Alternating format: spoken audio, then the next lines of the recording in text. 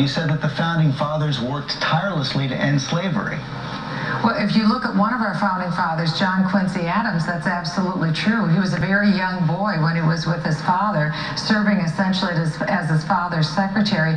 He tirelessly worked throughout his life to make sure that we, in fact, one day eradicate slavery from our nation. He wasn't one of the founding fathers. I'm so grateful for that work. He was a president. He was a secretary of state. As a member of Congress, you're right. He did work to end slavery decades later. But so you're standing by this comment that the founding fathers worked tirelessly to end slavery? Well, John Quincy Adams most certainly was a part of the Revolutionary War era. He was a young boy, but he was actively involved.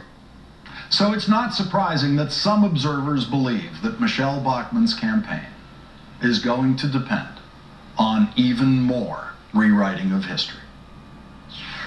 And not only is Michele Bachmann sticking to this founding father thing, she's working on, I don't know if it's a documentary or some sort of educational film, but it's something to teach kids about American history.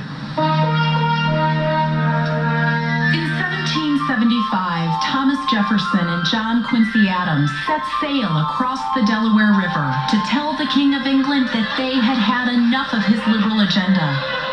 King James called Napoleon and together decided to kill America.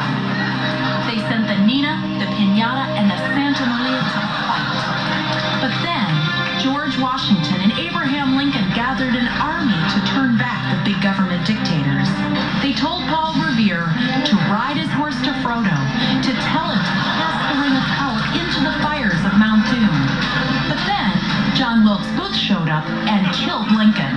But there was still hope, because Jesus appeared on the face of the Liberty Bell, and he froze John Wilkes Booth in carbonite.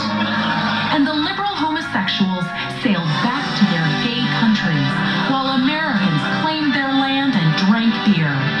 And that's how freedom was born.